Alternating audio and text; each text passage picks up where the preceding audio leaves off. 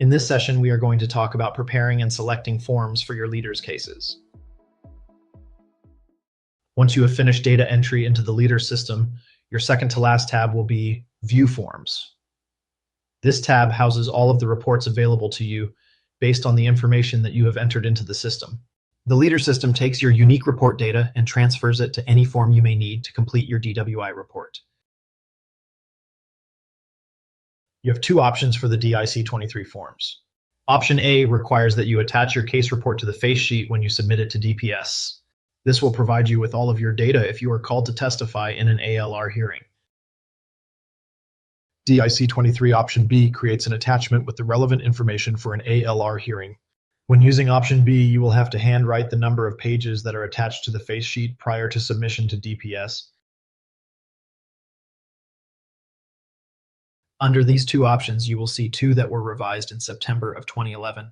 If you use these options, DPS requires your date of birth be written on the form, and the other versions require a notary.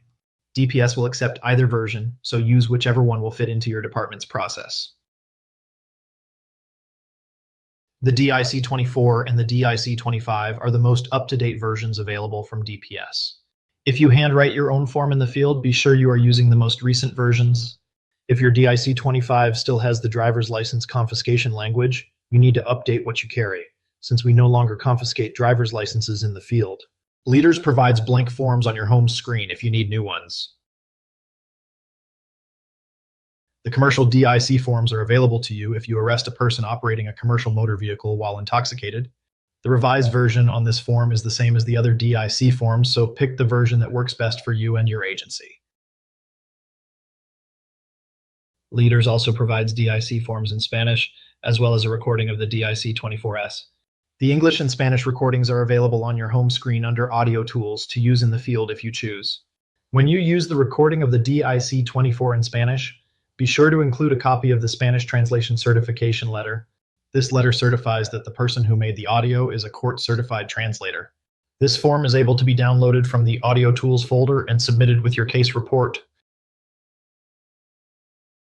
The affidavit for radar usage explains that you are certified to operate police Doppler radar.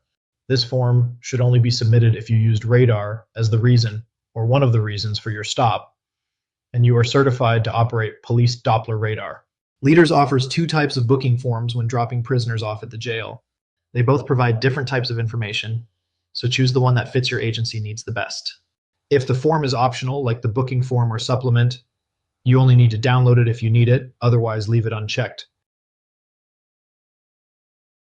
The complaint affidavit and complaint affidavit, other officer, are your arrest probable cause affidavits. The complaint affidavit is the form you use if you are swearing to the facts of your case as the arresting officer to a notary, judge, or other peace officer. The other officer form is used if another officer is swearing to the facts of the case and is not the arresting officer. The DWI case report contains all of the information that you entered into the system and is organized into an easy-to-read and navigate format. This form should be submitted with all DWI cases to your district or county attorney for prosecution. The DWI supplements are pretty self-explanatory. They are any supplements completed by other officers regarding your case. The old format supplements refer to cases that were entered prior to 2014. If you are new to leaders, you will likely never use the old format supplements. The public information report can be used by your agency for public information requests. Leaders also contains forms specific to blood draws, including blood search warrants. Starting at the top of this section, the THP 51 is an old form for mandatory draws. This would only apply to your cases that were entered prior to April of 2013, since the United States Supreme Court ruled that most non-consensual blood draws without a search warrant are unconstitutional. See Missouri versus McNeely, 569 U.S. 141, 2013. With the availability of electronic search warrants and on-call judges, arguing exigency is nearly impossible now. You would only need this form for a legacy case that has already been filed. The TLE 51A is the form that the nurse, phlebotomist, or other qualified person fills out as their affidavit of compliance for blood withdrawal procedures. Which brings us to blood search warrants.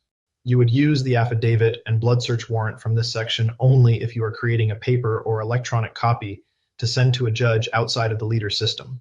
If you are sending the warrant electronically through leaders, You would do that with a signing request, which is covered in another training video. The blood withdrawal procedure form outlines the correct procedure for handling a blood specimen and should be included with your blood draw cases, whether consensual or not. Also included in leaders forms is the blood alcohol kit lab form, Lab 203, which is the form that is contained within DPS blood kits. If you are using a DPS kit, you can print this form off from leaders and it will have all of the information you entered about this case. And finally, the DIC-23A is a routing form for DPS for blood specimens on consensual blood draws. If you are completing a blood search warrant, this form is not required by DPS.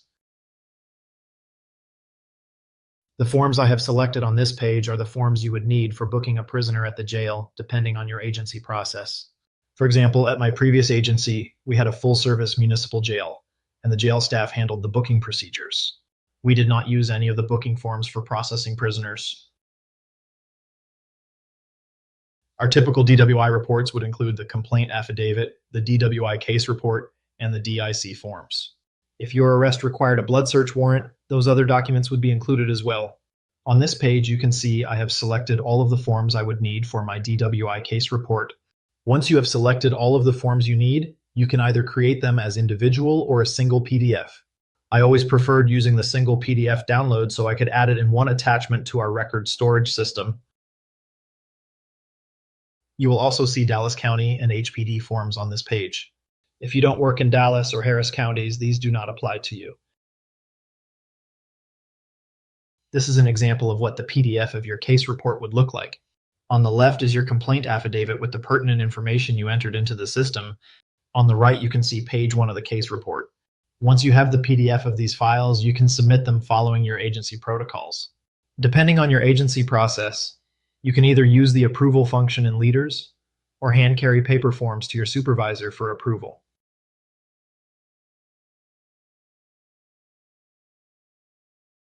Leaders provides users with a vast amount of forms available to download after the report is complete. Not having to handwrite or type these forms separately saves the reporting officer time when completing their DWI reports. The required forms will be determined by your agency process, but typically include all DIC forms, arrest affidavit, and DWI case report. Case-specific details will require more forms, such as a blood search warrant. Other forms are optional to the user and can be downloaded as needed. In the next lesson, we will discuss the leader's report submission and supervisor review features.